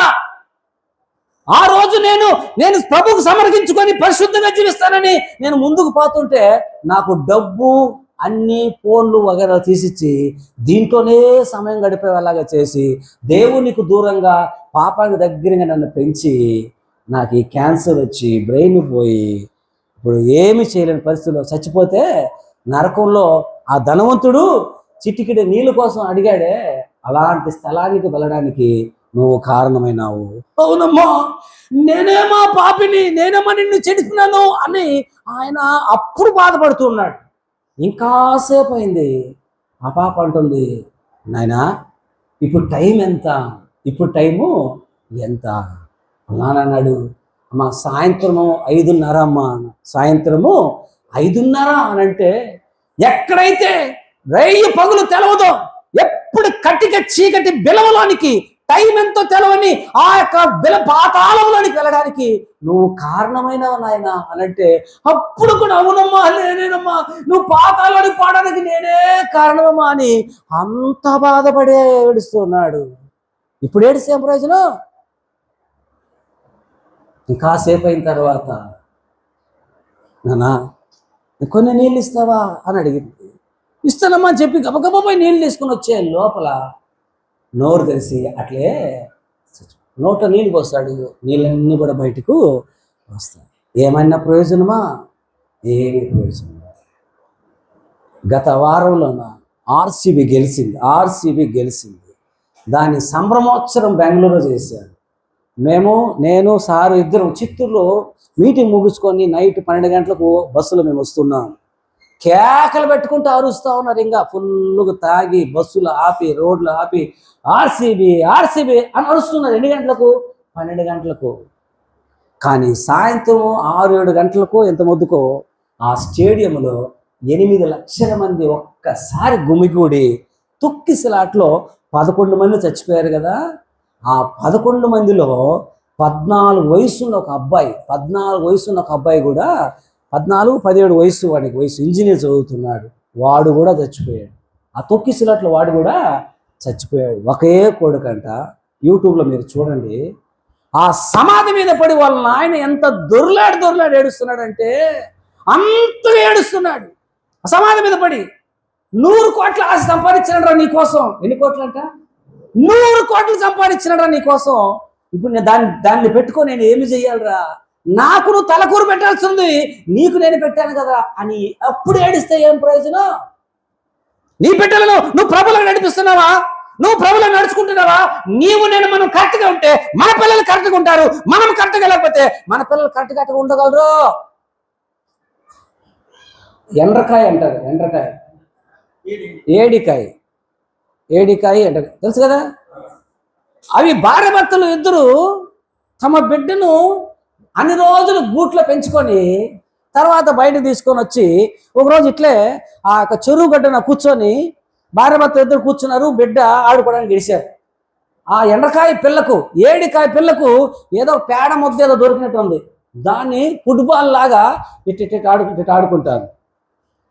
ఎడం పక్కన ఇటు ఆడుకుంటా ఉంటే ఆ భర్త ఎండకాయ అంటుంది, ఏందే కుందేలు పిల్ల నేరుకుపోతుంది, పులి పిల్ల నేరుకుపోతుంది, జింక పిల్ల కూడా నేరుగా నడుస్తూ ఉంది, ఆఖరికి పంది పిల్ల కూడా నేరుగా నడుస్తూ ఉంటే మన పిల్ల సొట్టకి పోతుంది. హాయ్ ఏం సొట్టకి పోతున్నావు, నెట్టుకు పో అంటే ఎడం పక్క పోయేది ఏం చేసింది, ఆ కుడి పక్క పోతారు. ఇది నెట్టుగా మళ్ళా సొట్టకి పోతున్నావు నెట్టుకు నడువు అంటే ఆ పిల్ల అడిగిందంట. ఏ పిల్ల? ఎండ్రకాయ పిల్ల అడిగిందంట. నెట్టు కట్టినాడు వాళ్ళు మీరు నడి చూపియండి. ఎవరిని? తల్లిదండ్రులు కరెక్ట్గా ఉంటే పిల్లలు కరెక్ట్గా ఉంటారు లేదా? హల్లెలూయా. ఈరోజు ప్రతి కుటుంబంలోని ప్రతి తల్లిదండ్రులు వచ్చుంటే ఎంత జాగా సరిపోయేది కాదు. సారుకు పరిచయం చేయడానికి ఏ కొదువు ఉండేది కాదు, ఏ యవనస్తుడు చెడిపోయాడు కాదు. సినిమా ఆదివారం ఫుల్ రష్. ఒక ఐదు అంటాడు, ఆ సినిమా హాల్లో క్యూలు పూర్తిగా క్యూలో ఉండి టికెట్ కోసం ప్రాధాయపడతారు కదా, వాళ్ళు అంటారంట, నరకం పోవడానికి నాకు టికెట్, నరకం పోవడానికి నాకు టికెట్, నరకం పోవడానికి నాకు టికెట్. ఎక్కడ పోయేదానికంట? నరకానికి పోయేదానికి టికెట్ నాకి అనే అర్థమే కానీ ఆడు చూడడానికి కాదు. సిగ్గు, నీతి, మానం. సిగ్గు, నీతి, మానం, ఈ మూడు లేనులు నటిస్తారు, ఈ మూడు లేనులు తీస్తారు, ఈ మూడు లేనులు చూస్తారు. 16-9 నారి కాలేజీ గోధుమలో పరారి. స్కూల్లో చెప్పిస్తారా? కాలేజీ చెప్పిస్తారా? ఎవరు చెప్పిస్తారు? సినిమాలు చెప్పిస్తారు. ఇంతే ఉంటుంది వయసు, అప్పుడు అన్ని నేర్చుకుంటారు. ఎవరు నేర్పిస్తారు? సినిమాలు నేర్పిస్తారు. రౌడీజం ఎవరు నేర్పిస్తారు? సినిమాలు నేర్పిస్తారు. పాపకృత్యాలు ఎవరు నేర్పిస్తారు? సినిమా నేర్పిస్తుంది. మీరు చూడొద్దండి పిల్లల్ని, చూడండి. మీరు మోకాలు వేస్తే పిల్లలు కూడా మోకాలు, మీరు ఒళ్ళు కప్పుకుంటే పిల్లలు కూడా ఒళ్ళు కప్పుకుంటారు. మీరు స్పష్టంగా మంచి భాష మాట్లాడితే పిల్లలు కూడా మంచి భాష ఉందా? మాట ఉందా? తండ్రి ఏది చేయుట కుమారుడు చూచునో అదే తప్ప తనంతో తాను ఏది చేయనేరడు. ఆ తోటలో మామిడికాయల చెట్టులో ఒక పిల్లవాడు మామిడికాయ దొంగలిస్తూ ఉంటే ఆ మామిడి తోట వాచ్మెన్ పట్టుకున్నాడంట అబ్బాయిని. అయ్యి వెదవా, దొంగలిస్తావరా, ఉండు మీ నాయన దగ్గర చెప్తా, పద మీ ఇల్లు ఎక్కడ చూపి అంటే, మా నాయన కోసం మా ఇంటి మీద పోయే అవసరం లేదు సార్, అది ఆ చెట్టు మీద ఉన్న మా నాయన. ఆడదే పని. ఇది కూడా అక్కల గురించి చెప్పని పని లేదు, చెప్పకూడదు. మనం కరెక్ట్గా ఉంటే మన పిల్లలు కూడా. ఈ వ్యభిచారంలో పట్టబడిన స్త్రీ ఎప్పుడో బుద్ధి తెచ్చుకోనంటే ఎంతమందిలో అవమానం పాలయ్యేది కాదు, వాళ్ళ కాందనకంత చెడ్డ పేరు వచ్చేది కాదు, రాళ్లతో కొట్టబడేది చెప్పబడేది కాదు. ఇప్పుడు ఆమెను తీసుకొచ్చి నిలబెట్టి ఇప్పుడు ఏం చెప్తావు, ఏమో రాళ్లతో కూడా చంపాలని ఏం చెప్తావు అని ఆయన్ను నిలదీశారు. తీర్పు వాళ్ళు తెలవక కాదు, యేసు ప్రభు పైన నింద మోపడానికి. ప్రాముఖ్యమైన అంశంలోకి వచ్చాం. యోహాను సువార్త 8వ అధ్యాయానికి వచ్చేస్తాం. యోహాను సువార్త 8వ అధ్యాయంలో 6-7 వచనాలు. ఆయన మీద నేరం మోపవలనని ఆయనను శోధించుచు ఇలాగని అడిగిరి. అయితే యేసు వంగి నేల మీద ఏమో రాయుచు ఉండెను. దేవుడు తన వేలితో రాసింది ఏంటి అని అంటే 10 ఆజ్ఞల పట్టిక అన్నదాన్ని మనం మర్చిపోకూడదని ప్రభుపేట మీకు మనవి చేస్తుంటున్నాను. ఏమో రాయచుండెను, చేత్తో రాస్తున్నాడు వేలితో. నిర్గమకాండం 31:18 మనం ఆ మాట చూస్తాం. సరి 7వ వచనం. వారు ఆయనను పట్టువదలక అడుగుచుండగా ఆయన తల ఎత్తి చూచి, మీలో పాపము లేనివాడు మొట్టమొదట ఆమె మీద రాయి వేయవచ్చును అని వారితో చెప్పి అన్నాడు. ఎవరితో? మీలో పాపము లేని వాడెవడో, మీలో పాపము లేని వాడెవడో. యోహానా 8:7 చదువుతున్నా. తీసుకొచ్చారు కదా మీరందరూ సాక్ష్యాలని, మీరందరూ పరిశుద్ధులని, మీరందరూ నీతిమంతులని మీరు తీసుకొచ్చారు కదా. ప్రజలందరి దృష్టికి మీరు నీతిమంతులే లేదంటలే, మీ చేతిలో బైబిల్ ఉన్నాయి లేదంటలే, కానీ మీలో పాపము లేని వాడెవడో వాడు మొదట రాయి వెయ్యండి, తర్వాత అందరు కొట్టండి అని అన్నాడు. అప్పుడు తీసుకొచ్చిన వాళ్ళు రాళ్ళేసి కొట్టాలా వద్దా? ఈమె గడగడ వణుకుతుంది. ఎక్కడ వాళ్ళు ఆళ్ళతో కొట్టి చంపేస్తారు అని తల వంచిన తల తట్ల ఉండి ఒక్కొక్కటి చేతుల్లో ఈ తోతపూరి మామిడికాయలాగా, ఈ బంగినపల్లి మామిడికాయలాగా ఇంతలా రాళ్ళు వాళ్ళ చేతులు ఉంది. ఒక్క రాయిసిని కొడితే తల పగిలిపోతుంది, గుండె పగిలిపోతుంది, పక్కల ఎముకనే పగిలిపోతాయి, కాళ్ళు ఎదుగుతాయి.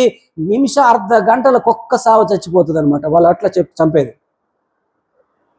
మీలో పాపం లేని వాడెవడో ఆమె మీద రాయి వేయవచ్చును అన్నప్పుడు 8వ వచనం చూడండి. మరలా వంగి నేల మీద రాయిచు ఉండెను. వారు ఆ మాట విని పెద్దవారు మొదలుకొని చిన్నవారి వరకు ఒకని వెంట ఒకడు బయలు వెళ్ళిరి. యేసు ఒక్కడే మిగిలెను. హల్లెలూయా. చంపడానికి కొట్టడానికి వచ్చినటువంటి వాళ్ళందరూ కూడా, అక్కడున్న ప్రజలందరూ కూడా, శిష్యులందరూ కూడా ఆమెను ఎవ్వరు కూడా రాయితో కొట్టకుండా వెళ్ళిపోయారు. కారణం, మీలో పాపం లేని వాడెవడో మీరు మొదట రాయి వేయొచ్చు అని అంటే, నేను కొడతానని ఎవరైనా రాయి తీసుకోవచ్చుగా. ఆ కింద ఒక మాట రాయబడింది, మనస్సాక్షి చేత గద్దించబడి. కన్నడలో అట్లే ఉంటుందా? డైరెక్ట్గా ఉండదు. కన్నడలో డైరెక్ట్గా ఉంది. తెలుగులో అయితే కింద ఫుట్ నోట్లో మనస్సాక్షి చేత గద్దించబడి. మనస్సాక్షి అంటే మనస్సాక్షి అయ్యా, మనస్సాక్షి అంటే ఏంటి? అది మన అంతరాత్మ మన గురించి చెప్పేటువంటి ఇదనమాట. మనము పై రూపమే చూస్తాం కానీ అంతరంగాన్ని మనము చూడం. ఎవరి గురించి వాళ్ళకే తెలుసు. గుమ్మడికాయ దొంగ అంటే ఏం చేస్తారంట? నేను దొంగలిస్తాను కదా, ఏమైనా కలర్ ఏమైనా అయిందేమో చూసుకుంటారు కదా, మట్టి ఏమైనా చూసుకుంటారు. అట్లా మనస్సాక్షి గద్దించింది. అవునరా, ఆమె వ్యభిచరించింది, నువ్వు దొంగలించలేదా, నువ్వు అబద్ధాలు ఆడలేదా? బైబిల్ ఏమంటుందంటే రోమా 2:21లో ఎదుటివానికి బోధించు నీవు బోధించుకోవా. ఎవరితో? ఈ యాజకులతో, ఈ శాస్త్రులతో, పరిసయ్యులతో ఆ మాట అంటుంది. ఎదుటివానికి బోధించు ఎదుటివాడిని తప్పు కనిపెట్టే నీకు బోధించుకోవా. వాని కంట్లో నలుసు చూస్తున్నావే, నీ కంట్లో దూలమే ఉందే, అది చూసుకోవా. మనస్సాక్షి గద్దిస్తూ ఉంది. చాలా మంది ఇతరులకు చెబుతారు కానీ వాళ్ళు దాన్ని అనుసరించి నడుచుకోరు. నేనే నన్ను ఏడదు అంటారు కదా కన్నడలో. మొదలు నువ్వు చూసుకో అని అంటారు కదా. తమిళనాడులో ఒక పెద్ద సంఘం, వాక్యం, దైవజనుడు మంచి వాక్యం చెప్పాడు. దొంగిలించకూడదు అని 10 ఆజ్ఞలు ఒక ఆజ్ఞ గురించి చెప్పాడు. దొంగిలించకూడదు అని చెప్పాడు. ప్రజలందరూ వాక్యం విని గుండెలు బాదుకొని, అయ్యా వాళ్ళ ఇంట్లో కూర తెచ్చుకున్నాను వారం కిందట, గిన్నె నేను ఇంకా వాపసు ఇవ్వలేదయ్యా, పెళ్లి తెచ్చుకున్నాను ఇవ్వలేదయ్యా, అప్పు చేసినాను ఇవ్వలేదయ్యా, పెళ్లికి చీర కట్టుకోపోయినాను ఇవ్వలేదయ్యా అని ఒక్కొక్కరు ఒప్పుకొని వాళ్ళు ఇవ్వడానికి అందరు తీర్మానము చేసుకుని సంఘంలో మంచి ఉద్యమం వచ్చింది. కానుకలు బాగా వచ్చాయి. పాస్టర్ గారు భలే సంతోషంగా ఇంటికి వెళ్ళాడు. పాస్టర్ అమ్మతో చెప్తున్నాడు, వసమా ఆకలేస్తుంది, అన్నం ఎత్తుకరా, ముద్ద ఎత్తుకరా, కూర ఎత్తుకరా అంటే ఆమె నల్ల ముద్ద ఎర్రగారము పచ్చడి తీసుకొచ్చి ఆయన ముందు పెట్టింది. ఆయన అన్నాడు, ఇది కదమ్మా చికెన్ ఎక్కడ అన్నాడు.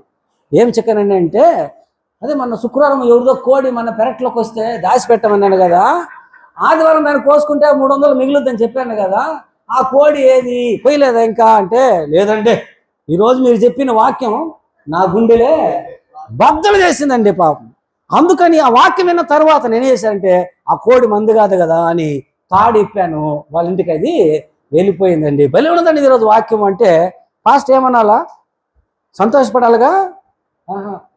పిచ్చిదానా, మనం చెప్పేవన్నీ వేరే వాళ్ళకే, మనకు కాదు. ఇక మనం పని చెయ్యి, నేను వాక్యం చేసేటప్పుడు నువ్వు కూర్చోదు నా ముందు రా. మనస్సాక్షి గద్దింపులేదు. కానీ వీళ్ళకి మాత్రం ఇంత కఠినాత్మలో ఆమెను రాళ్ళతో కొట్టి జుట్టు ఈడ్చుకొని వచ్చిన వారు మాత్రం మనస్సాక్షి గద్దిస్తే, అవును కదా, ఆ తప్పు చేయకపోయినా ఏదో ఒక తప్పు చేశాను కదా, ఒక దొంగలిచ్చిన దొంగ ఏను దొంగలించిన దొంగే అని ప్రతి ఒక్కరు, చిన్నపిల్లలు మొదలుకొని పెద్దవారి వరకు రాళ్ళన్నీ అక్కడే పారవేసి మనస్సాక్షి గద్దిస్తుంటే అందరూ వెళ్ళిపోయారు. బైబిల్ అంటది, నిర్మలమైన మనస్సాక్షి కలిగి ఉండు. ఆయన పరిశుద్ధమైన రక్తము చేత మనం హృదయంలో ప్రోక్షించబడి నిర్మలమైన మనస్సాక్షికి మనము రావాలి. అంతేకాక రోమీలకు 13వ అధ్యాయం 5వ వచనం చూస్తే, రోమీలకు 13వ అధ్యాయం 5వ వచనం, రోమా 13:5 తీసారా? ఏమన్నా చూడండి 13:5లో, ఆగ్రహ భయమును బట్టి మాత్రం కాక మనస్సాక్షిని బట్టి లోబడి ఉండుట మంచిది. ఆగ్రహ భయం బట్టి కాదు. అంటే చిక్కితే ఎట్లా కొట్టేస్తారేమో, జైలు పట్టుకొని పోతారేమో, అవమానం అయిపోద్దేమో అని ఎవరో కొడతారు చేస్తారని కాదు, ఎవరో పట్టుకుంటారని కాదు, కానీ నీ అంతరాత్మ ఏమి చెబుతుందో, నేను పరిశుద్ధులను, దేవుని బిడ్డను, దేవుడంత పరిశుద్ధుడు, నేనంతే పరిశుద్ధంగా ఉండాలా, ఇది నాకు తగింది కాదు, ఇది నాది కాదు అని అంతరాత్మకు భయపడి చేయాలంట, కానీ ఎవడికో భయపడి కాదు, మనస్సాక్షికి భయపడాలి. ఉందా మనస్సాక్షి మీకు? పెద్దలు అంటారు there is no better judgement than the self conscience అంటున్నాడు. మనస్సాక్షికి మించిన జడ్జు ఇంకెవరు కూడా లేరు. వేరే జడ్జి ఎవరు కూడా లేరు. జడ్జిలు కూడా కరెక్ట్గా తీర్పు ఇవ్వలేరు. వాళ్ళకి తెలియదు, వాళ్ళకు ప్రూఫ్ ఉంటేనే ఇస్తారు, కానీ ఎవిడెన్స్ ఉంటేనే తీర్పు ఇస్తారంటే ఇవ్వలేరు. ఒక పోలీసు దొంగను పిక్ ప్యాడ్ కొట్టామని పట్టుకొని వచ్చినారు. సార్ వీడు పిక్ ప్యాడ్ కొడుతుంటే రెడ్ హ్యాండ్గా పట్టుకొని వచ్చినాము అని అన్నారు. సాక్ష్యం అంటే సాక్ష్యాధారాలు లేవు. సాక్ష్యాధారాలు లేని కారణాన ముద్దాయిని నిర్దోషిగా తీర్పిస్తూ విడిపించేస్తున్నాము అన్నారు. పోలీసులు నెత్తి కొట్టుకొని పోయినారు. అందరూ అలగిరిపోయారు. ఈ దొంగలు ఇచ్చాడు కదా, వాడు వచ్చి జడ్జి దగ్గర అంటున్నాడు, సార్ అంటే నేను కొట్టేసిన పర్సు ఎవరికి ఇవ్వాలా అన్నాడు. నేను కొట్టేసిన పర్సు వాడు కొట్టేస్తుంటే పోలీసులు పట్టుకొచ్చారు. ఎవిడెన్స్ లేదు. వీడు దొంగలు ఇచ్చినప్పుడు ఎవరు చూడలేదు కాబట్టి పోలీసులు మాత్రం చూశారు. సాక్ష్యాధారాలు లేవు. జడ్జి విడిపించేశాడు. ఏం తప్పులేదని. వాడికి దొంగకి అర్థం కాల. ఏమి తీర్పు ఇచ్చాడు. ఇప్పుడు పర్సు నేను ఎవరికి ఇచ్చాను, అవును కొట్టేసినావు నువ్వు అంటే జడ్జి కూడా తీర్పు ఇవ్వడానికి కొంచెం అవసరము తప్పిపోతుంది ఒకసారి. కానీ మనస్సాక్షి మాత్రం గర్దిస్తుంది. అవును, నీ వల్లే ఈ తప్పు జరిగింది, నీ వల్లే నిండు ప్రాణాలు పోయినాయి, నీ వల్లే వాళ్ళ కుటుంబము కూలింది, నీ వల్లే వాళ్ళ సంబంధం తెగిపోయింది, నీ వల్లే ఈ విధంగా అయింది. మనస్సాక్షి గద్దింపు ఉండాలి. వాళ్ళెంత కఠినాత్ములైనా కూడా మనస్సాక్షికి భయపడి రాళ్ళు పారేసి ఆమెను అక్కడే వదిలిపెట్టి వెళ్ళిపోయారు. ఇప్పుడు ఆమె ఒక్కటే, యేసుప్రభు ఒక్కడే నిలబడి ఉన్నారు. ఇప్పుడు ఆమెను రాళ్లతో కొట్టేకి యేసుప్రభుకు అధికారం ఉందా లేదా? ఉంది. అధికారం ఉంది, హక్కు ఉంది. మన తండ్రి మనల్ని శిక్షించవచ్చు. ఆయనలో ఏ తప్పు లేదు. అయినా ఆయన మనందరి పాప దోషములను ఆయన తన మీద మోపుకున్నాడు. 1970, 80 ఆ మధ్యలో జెర్రీ లూయిస్ అనే ఒక హాలీవుడ్ సినిమా యాక్టర్ ఒక ఆయన ఉండేవాడు. కామెడీ యాక్టరే. కోట్లు సంపాదిస్తున్నాడు. ఆ కోట్ల సంపాదనతో డబ్బు ఎక్కువ వస్తే ఏమవుతుంది? జూదము, వ్యభిచారము, నానా రకాల దురలవాట్లతో తన జీవితాన్ని పాడు చేసుకుంటూ ఉన్నాడనమాట. అతను రేపు తెల్లారితే అతని బర్త్డే, చాలా ప్రోగ్రాం ఏర్పాటైనాయి. అతను బాగా నిద్రిస్తున్నప్పుడు ఒక కళ వచ్చింది. ఆ కళలో యథాప్రకారం షూటింగ్కు పార్టీకి రెడీ అవ్వడానికి బాత్రూంలోకి వెళ్ళాడు. పెద్ద అద్దం ఉంది. ఆ అద్దం ముందు టవల్ కట్టుకొని క్రీమ్ రాసుకొని సేవింగ్ చేసుకోవడానికి నిలబడి ఉన్నాడు. సేవింగ్ చేసుకొని నిలబడి ఉంటే ఆ స్క్రీన్, ఆ యొక్క అద్దం ఏమైందంటే పెద్ద స్టేజ్ లాగా, ఏకదమంత పెద్ద స్టేజ్ లాగా తయారైంది. ఆ స్టేజ్ లాగా తయారైతే ఒక పెద్ద సింహాసనం వచ్చింది. 2 దూతలు నిలబడ్డారు. తండ్రి అయిన దేవుడు వచ్చి అక్కడ ఆ యొక్క సింహాసనం మీద కూర్చున్నాడు.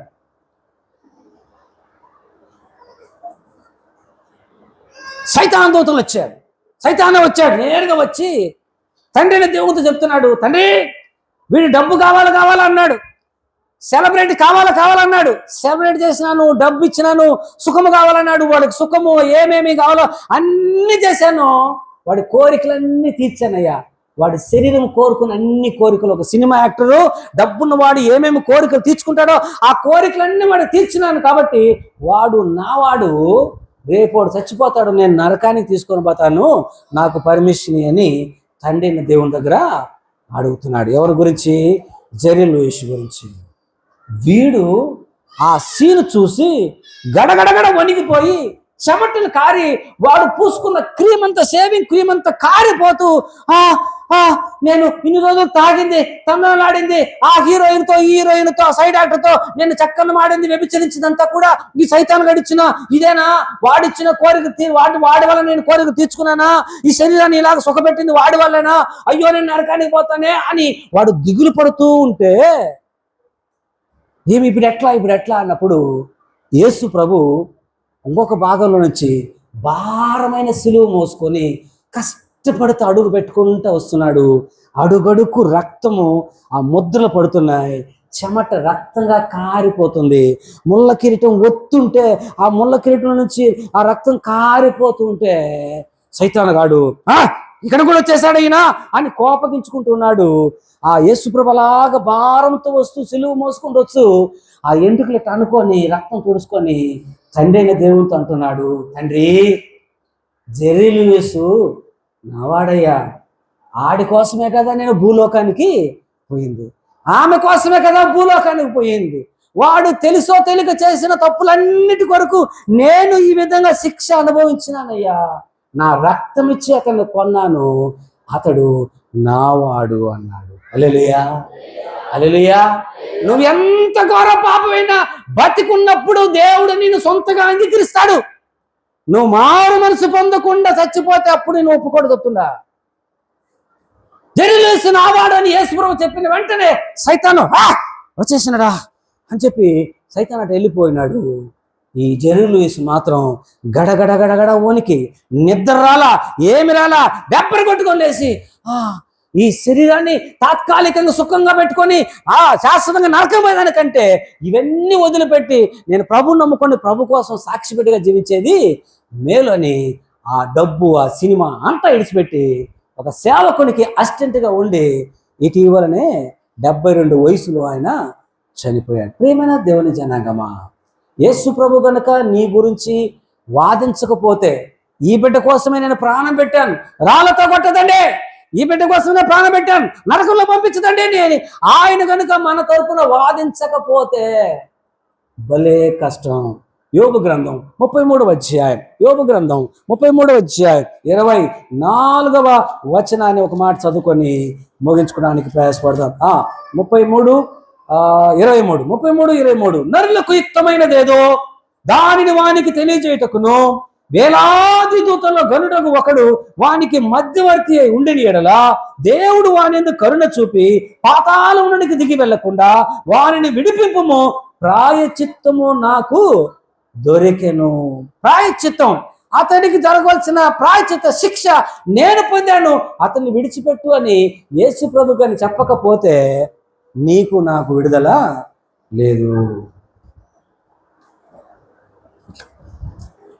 కుమ్మారం ఇదండి మన ఏరియాದಲ್ಲಿ కుండలు వేసే వాళ్ళు ఉన్నారా? కుమ్మరాలు ఉన్నారా మీ ఏరియాలో? చూసారా? కుమ్మరాడు, ఆ కుమ్మరవాడు ఆ చక్రం మీద జిగటమన్ను పెట్టి, చక్రం మీద జిగటమన్ను మెత్తని మన్ను పెట్టి దానికి ఒక రూపం ఇస్తూ ఉంటాడు కదా, రూపం ఇస్తూ ఉంటాడు. ఆడు మైండ్లో ఏముందో అంత పెద్దది చేయాలనుకుంటూ ఉన్నప్పుడు తీర పైకి వచ్చే కంఠం చేస్తాడు కదా, పైన మూతి, అది చేసేటప్పుడు ఏమన్నా సతికిలు పడితే అయ్యో సతికిలు పడింది అని ఆ పచ్చి ముద్దను పారేది ఏం చేస్తారు? దాన్ని మళ్ళా ముద్ద చేసి ఆ చక్రం మీద పెట్టి మరలా ఇంత పెద్ద పాత్ర కాకపోయినా చిన్నదైనా కూడా చేస్తాడు. అలాగే ఎన్నిసార్లు సతికిలు పడినా బాగు చేస్తాడు. కానీ కాలిన కుండ, రెడీ అయిన కుండ వాడుకుంటూ ఉన్నటప్పుడు పగిలిపోయింది అనుకోండి, కింద పడి పగిలిపోయింది అనుకోండి, పగిలిపోయిన దాన్ని రిపేర్ చేసేక అవుతుందా? మీరు బతికున్నప్పుడు ఇలాంటి ప్రసంగాలు సార్ గారు ఎంతో చేసి చేసి చేసి బుద్ధి చెప్పి చచ్చిపోయే లోపల మార్చొచ్చు. సిలువలో దొంగ ప్రాణాలు పోయే ముందు వాడు మారినాడు, కానీ చచ్చిపోయిన తరువాత మన పేరులో ఏమి చేసినా ఏం ప్రయోజనం లేదు. ఎంతకీ దేవుని నామానికి స్తోత్రం. మన జీవితం, మన హృదయం ఒకటి దేవుని చేతనైనా నడిపించబడాలా, వాక్యానికి చోటికపోతే సైతాను చేతైనా నడిపించబడాలి.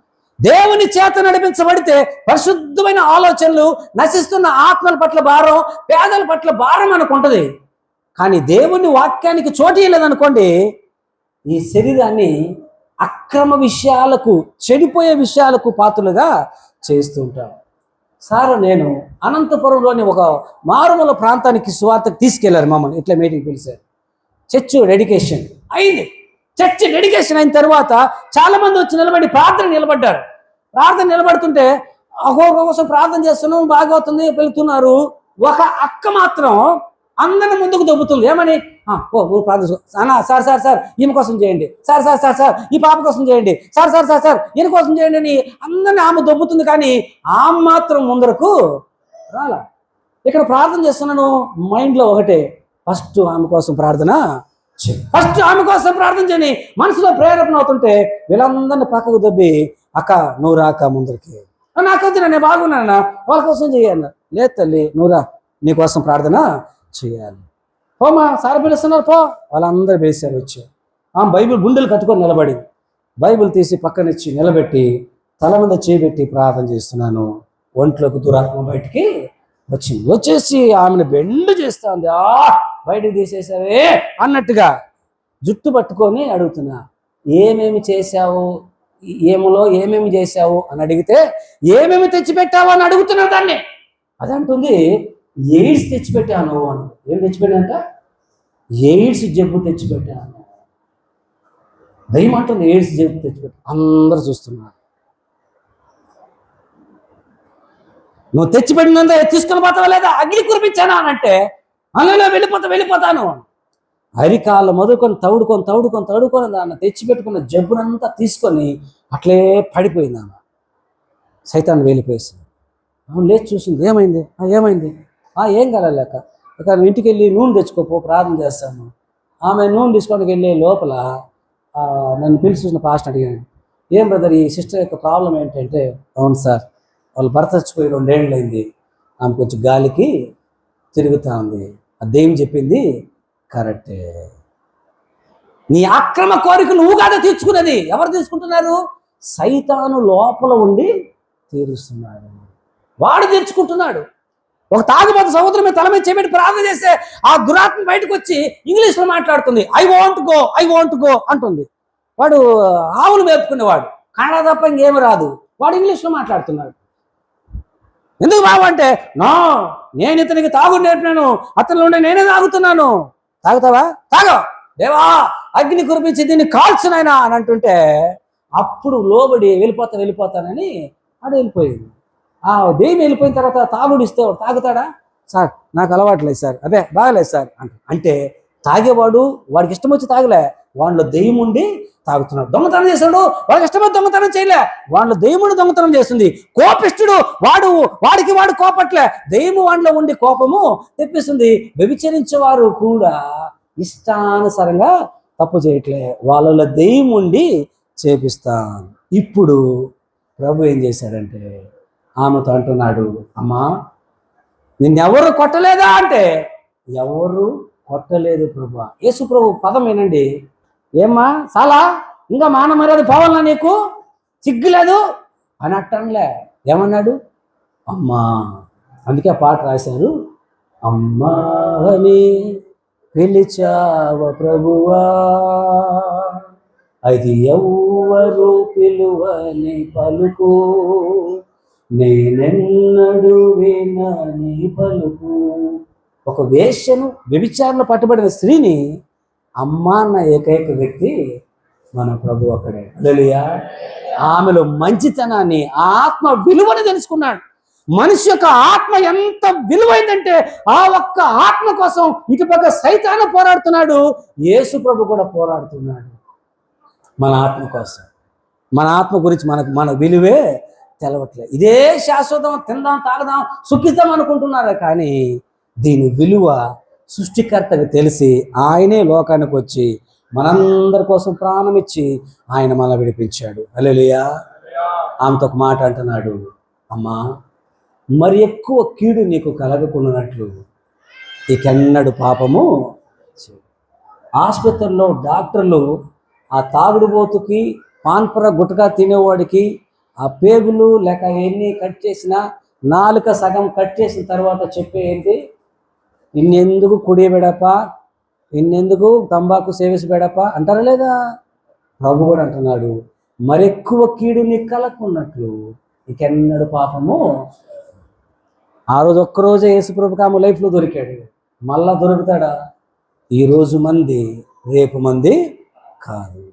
10 మందిలో చిక్కి అవమాన పాలయ్యేదానికంటే, తీర్పు దినములో దోషిగా నిలబడదానికంటే మారు మనసు పొంది పరిశుద్ధులమై ఇక్కడి నుంచి వెళ్ళడం మంచిది. మన పాప శాప జీవితాలు మన పిల్లల మీద పడకుండా వాళ్ళు ఆరోగ్యంగా ఆశీర్వాదకరంగా ఉండాలని ఆశించి ఒక మారు మనసు దిద్దుబాటుతో ఇక్కడి నుంచి మనం వెళ్దాం. ఓపికతో ఉన్న మీ అందరికీ వందనాలు. సమయాన్ని అర్పిస్తున్నాం.